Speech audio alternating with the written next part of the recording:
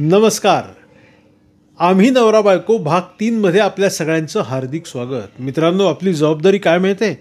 हा एपिसोड म्हणजे यातले सगळेच एपिसोड तुम्हाला व्हॉट्सअप ग्रुप किंवा तुमच्या ज्या मित्रमैत्रिणींच्या घरामध्ये वादविवाद, भांडणं किंवा घटस्फोटापर्यंत काही गोष्टी आलेल्या आहेत त्यांना हे व्हिडिओ पाठवत चला, की बघा की नवरा बायको म्हणजे काही एवढी अशी काचेची वस्तू नाही आहे की जी लगेचच काहीतरी कारणाने त्याला तडा जाईल, तुटेल आणि लगेच बाजारातून दुसरी काच विकत आणू. अरे नवरा बायको म्हणजे भक्कम लोखंडापेक्षा देखील, दगडापेक्षा देखील भक्कम असं नातं आहे. आणि ते नातं आजकालच्या या व्हॉट्सअप युनिव्हर्सिटी, आजकालचे हे व्हिडिओज, आजकालचे हे बाहेरचे अफेअर्स, हे मित्रमैत्रिणींचे संबंध किंवा याच्यातून झालेले गैरसमज, संशयाची भूतं, याच्यामुळे हे नातं जरा कमकुवत होत चाललेलं आहे. त्यामुळे मित्रांनो, कोणाच्या घरात जर अशापैकी काही प्रॉब्लेम चालू असेल ना, तर आम्ही नवरा बायको याचा एपिसोड तुम्ही नक्कीच पाठवत चला. आपण त्यांचं भलं करण्यासाठी एक नक्कीच प्रयत्न करूयात. नवरा बायकोंचे वादविवाद या विषयावरती आज आपला हा एपिसोड आहे. कदाचित नवरा बायकोचे वादविवाद हा विषयच एवढा मोठा आहे मित्रांनो, की ह्याला 2-3 एपिसोड देखील कमी पडतील. तर आता आपण पाहूयात की नवरा बायकोंचे वाद कशामुळे होतात.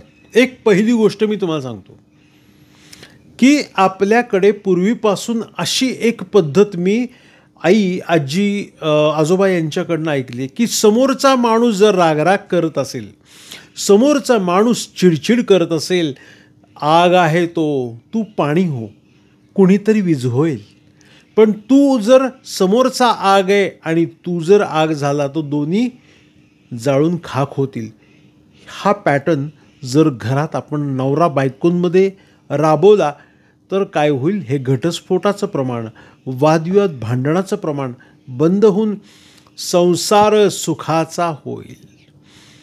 अरे संसार संसार जसा तवा चुल्ह्यावर, आधी हाताला चटके तेव्हा मिळते भाकर.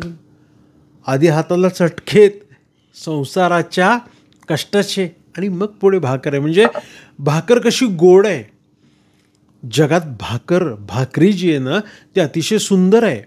लक्षात घ्या, या भाकरीसारखं कुठलं अन्न नाही आहे, पौष्टिक आहे.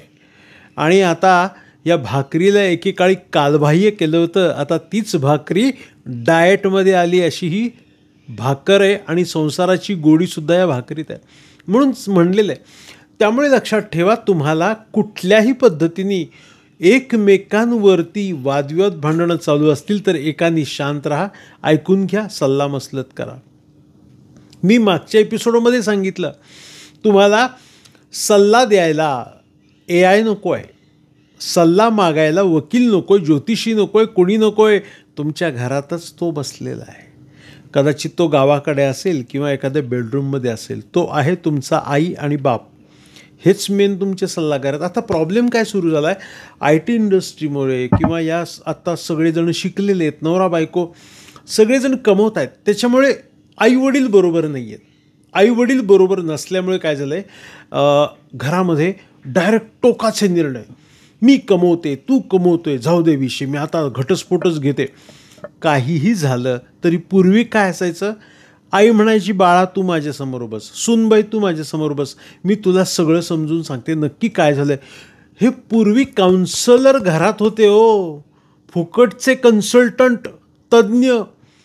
आज जेवढं त्या काय IIT शिकतात ना तेवढं नॉलेज प्रॅक्टिकल नाही, एवढं आपल्या आई, आजोबा, आजी यांना होतं, ज्याला प्रॅक्टिकल नॉलेज म्हणतात.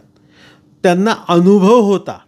मला एक गोष्ट इतकी पटायची आणि पटते बरं का यांची, एक शहाण्या माणसानी नवरा बायकोच्या भांडणात कधी पडू नये. म्हणलं हे असं काय म्हणतात. एकदा असंच झालं, एक नवरा बायकोंनी मला कन्सल्ट केल्यानंतर मग मी त्यांना समजून सांगितलं आणि मग त्या गोष्टी अशा झाल्या की तो नवरा मला फोन करायचा, बायको मला फोन करायचा, सर हे असं झालं, सर ते ती अशी म्हणते, तशी म्हणते, अशी म्हणते. हे सगळं झाल्यानंतर मी माझ्या पद्धतीने ती केस हँडल करत होतो. आणि मग काय झालं विषय की त्या दोघांचं नंतर झालं सगळं चांगलं, पण मी झालो वाईट. म्हणून काय म्हणायचं आहे की नवरा बायकोची भांडणं कधी झाली ना, कुणीही मधी पडू नका, मधी पडणारा वाईट होतो कायमस्वरूपी. ही म्हण मला स्वतः मी अनुभवली आहे. त्यामुळे किती आपल्या पूर्वीच्या लोकांच्या म्हणीमध्ये किंवा त्यांच्या उपायांमध्ये पॉवर होती. बघा तुम्ही, नवरा बायको पुन्हा एकत्र येतात 2-3 दिवस, भले महिना का लागना, नवरा बायको येतो. त्यांनी त्या फेरे घेतलेत, 7 फेरे घेतलेत तिथे आणि विधिवत लग्न केलं आहे. होमासमोर त्यांनी आणाभाका घेतल्यात, जीवनभर साथ राहीन, 7 जन्मी हाच पती मिळावा म्हणून काय करते ती, उपासनासुद्धा करते वटसावित्रीला. त्यामुळे या सर्व कथांमधून एकंदरीत पाहिलं तर नवरा बायकोचं नातं भक्कम राहण्याच्या दृष्टीने खूप उपाय आणि बऱ्याच गोष्टी चांगल्या सांगितल्यात. त्यामुळे तुम्ही बेसिक लक्षात ठेवा, मी मगाशी देखील म्हणजे सुरुवातीला सांगितलं, नवरा बायको म्हणजे तुम्ही काय काचेचं भांडे का टचकन फुटायला, फुटलं की बाजारातून नवीन घेऊन आलो नाही, दगड आहात, लोखंड आहात. कारण तुम्ही भक्कम असाल तर तुमची पुढची पिढी भक्कम होणार आहे. एका घरात घटस्फोट झाला की त्याचं रिपिटेशन कायम वाढत राहतं. आई वडिलांचा झाला होता, मुलांचाही झाला आहे, मग त्यांच्या मुलांचाही झाला, हे मी स्वतः पाहिलेलं आहे. मग आपल्या जे गुणसूत्र आहेत, जीन्स, त्याच्यामध्ये काय आहे, त्याच्यामध्ये तुम्ही शुद्ध बी पेरलं पाहिजे. त्यामुळे लक्षात ठेवा, घटस्फोट हा अजिबात महत्त्वाचा उपाय नाही आहे तुमच्या आयुष्यात सुखी होण्याचा.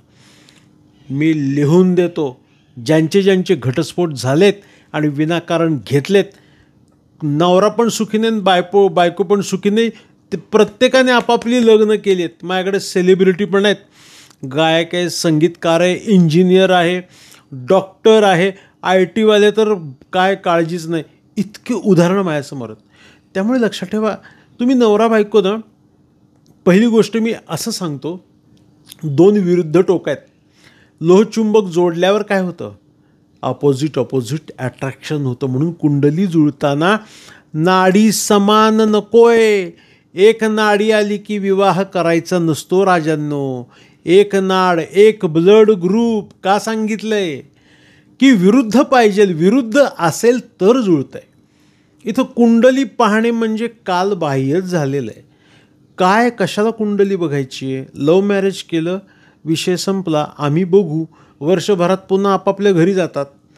हे सगळं आत्ताचं जे कल्चर आहे ना, ते आपल्याला पुढे पूर्वीचं कल्चर आणायचं आहे.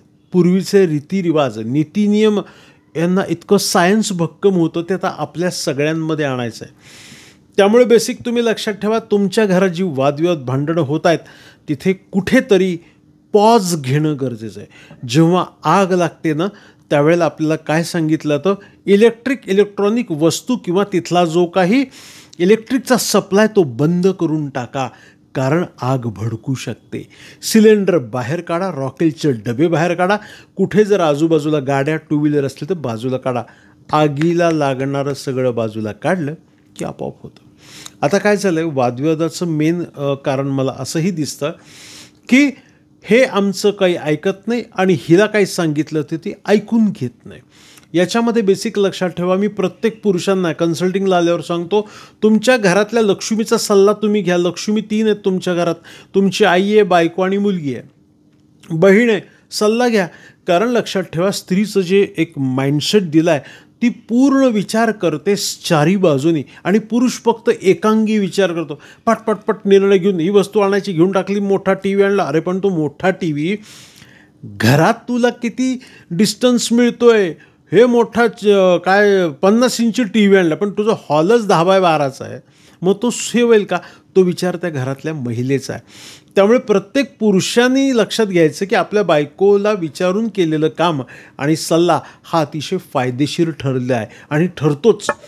मी तुम्हाला गॅरंटेड सांगतो, तुम्ही तुमच्या बायकोचा सल्ला घेऊन किंवा तिला एखाद्या व्यवहारामध्ये सहभागी करून तिचा सल्ला घेऊन जर तुम्ही केलं ना, 10 पैकी 8 व्यवहार तुमचे करेक्ट होणार. कुठला प्रॉब्लेम असेल, अरे कोणाला विचारू नका. आपल्या घरात आई आहे, आजी आहे, बायको आहे, बहीण आहे, मुलगी आहे. मी माझ्या मुलीलाही विचारतो, कारण त्यांचा माइंडसेट परमेश्वरांनी खूप वेगळा दिला आहे. अरे, एक अख्खा जीव जन्माला घालण्याची ताकद ज्या स्त्रीमध्ये आहे, तिला परमेश्वरांनी सहनशक्ती दिलेली आहे, तिला लढण्याची ताकद दिलेली आहे, तिला अतिशय तल्लख मेंदू दिलेला आहे. आपण म्हणतो काय बायका वेड्या असतात, कशाला गाड्या द्यायच्या ह्यांना चालायला, असं समजू नका.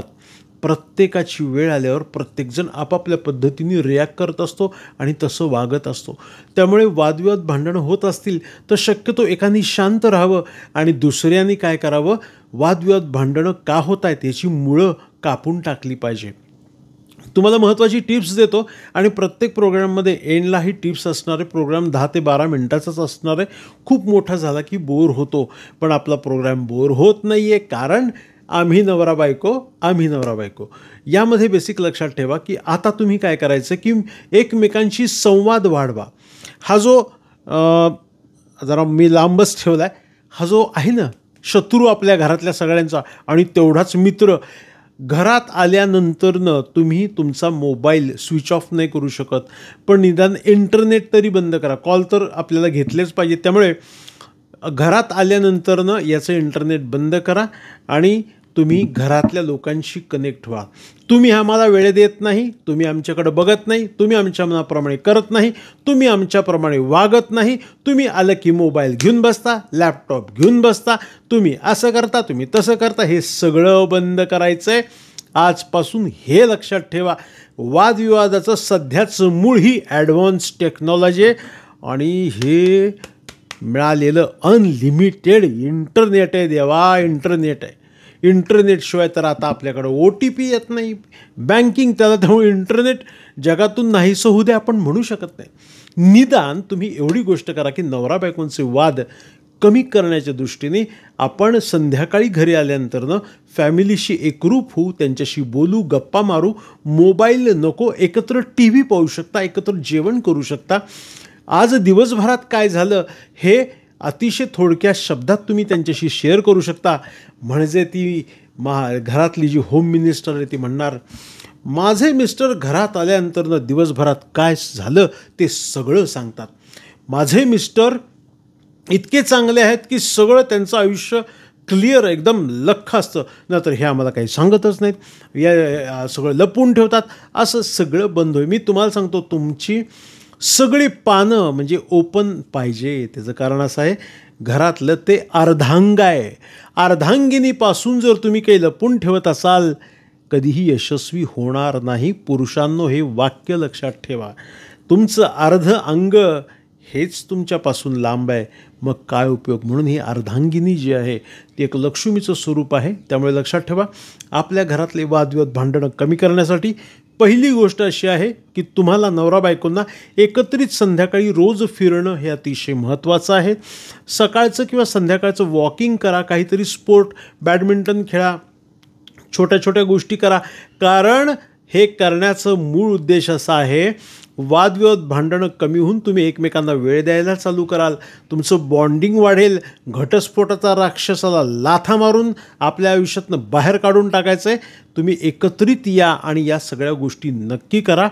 कारण लक्षात ठेवा मित्रांनो, तुमच्या घरामध्ये जर गृहलक्ष्मी सुखी असेल, तुमच्या घरामध्ये जर गृहलक्ष्मी सुखी असेल तर अष्टलक्ष्मी तुमच्यावरती कायम प्रसन्न होतील.